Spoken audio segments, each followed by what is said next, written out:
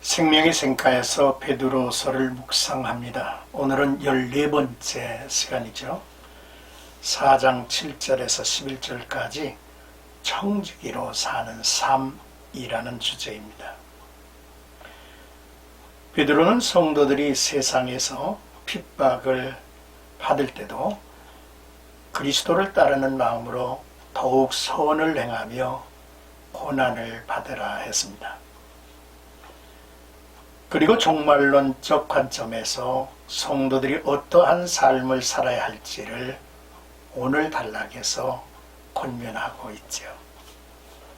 먼저 7절의 말씀은 기도하라 라는 말입니다.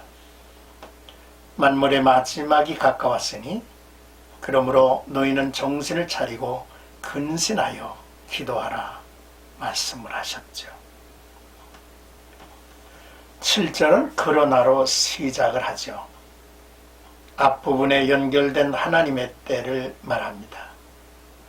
박해자들이 받을 심판뿐만 아니라 성도가 이 땅에서 받는 시련이 끝날 때가 가까웠으니 주를 만날 준비를 하며 살아야 한다고 하는 말씀입니다.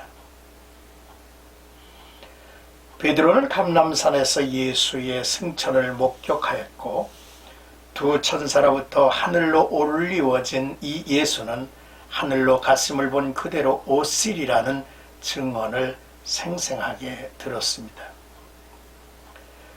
따라서 마지막 때의 성도들의 소망의 초점이 이 세상에 있는 것이 아니라 주님께서 가져오실 새 하늘과 새 땅에 맞추어져야 한다고 믿으며 그때까지 어떻게 살아가야 할지 지시를 하고 있죠.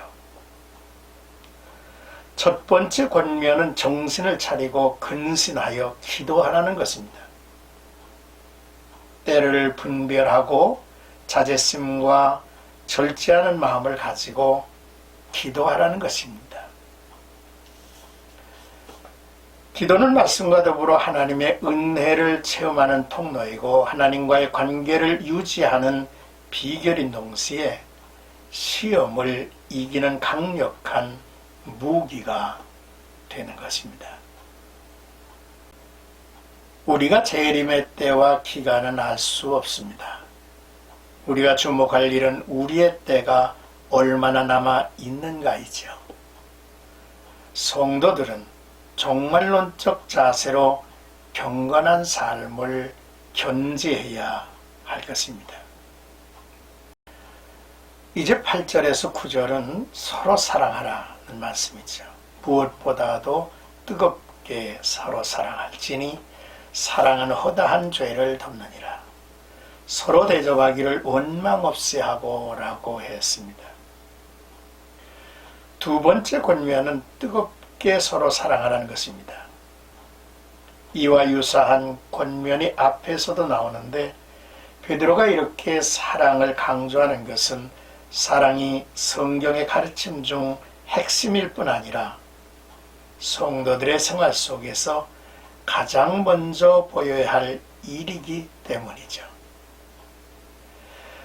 마지막 때의 성도들은 불신자들의 비방을 받을 것입니다. 그럴수록 믿음의 공동체는 서로 사랑하여 믿음의 진지를 든든히 구축해야 하죠. 사랑에도 온도가 있습니다. 베드로는 뜨겁게 사랑하라고 권하죠. 오늘날 교회는 어머니의 품속 같은 사랑의 보금자리가 되어야 합니다. 여기서 사랑하라는 하나님의 조건 없는 사랑을 의미하는 아가페입니다. 베드로는 예수를 부인한 후 허다한 죄를 덮어주시는 예수의 조건 없는 사랑을 직접 체험한 바 있죠. 베드로는 잠언 10장 12절을 인용해서 사랑은 허다한 죄를 덮느니라 했습니다.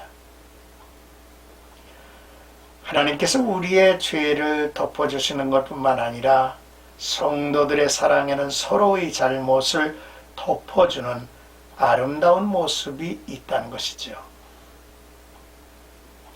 그리고 초대교회 당시 사랑의 실천은 대접으로 이어졌죠.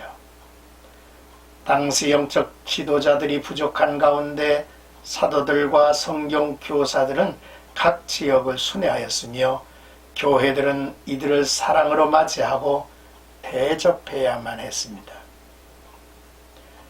그러나 간혹 대접하기를 부담스러워하며 원망하는 성도들이 있었기에 베드로는 아가페의 사랑으로 대접하기를 권면하죠. 여기서 원망이란 단어는 나지막하게 중얼거림을 뜻하죠. 끝으로 10절에서 11절까지는 서로 봉사하라 라는 내용입니다. 각각 은사를 받은 대로 하나님의 여러 가지 은혜를 맡은 선한 청지기같이 서로 봉사하라. 만일 누가 말하려면 하나님의 말씀을 하는 것 같이 하고 누가 봉사하려면 하나님이 공급하시는 힘으로 하는 것 같이 하라. 이는 범사에 예수 그리스도로 말미암아 하나님의 영광을 받으시게 하려 함이니 그에게 영광과 권능이 세세에 무궁하도록 있느니라.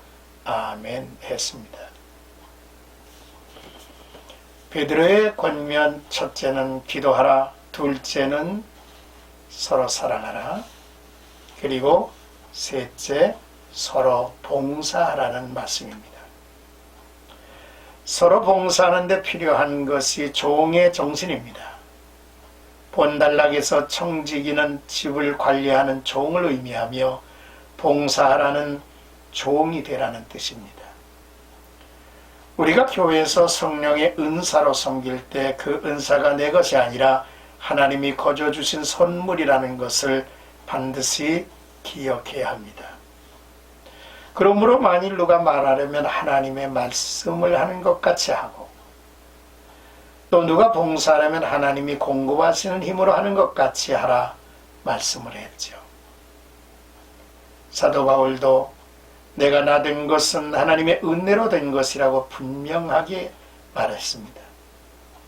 성도는 하나님께서 은사를 주신 목적을 기억해야 합니다.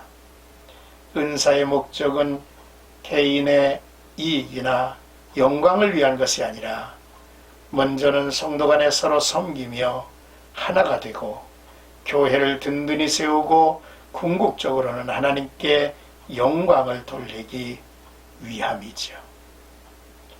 교회의 주인은 하나님이시며 우리는 하나님의 종이라는 사실을 항상 기억해야 합니다. 사랑하는 생각가족 여러분, 베드로는 성도들에게 만물의 때가 가까웠다고 했습니다. 주일 오후 아내와 함께 성탄절 축하와 감사의 서신을 써서 교단 내원로 목사님들에게 보내는 작업을 했죠. 내가 가지고 있는 주소록이 정확한지 확인을 했습니다.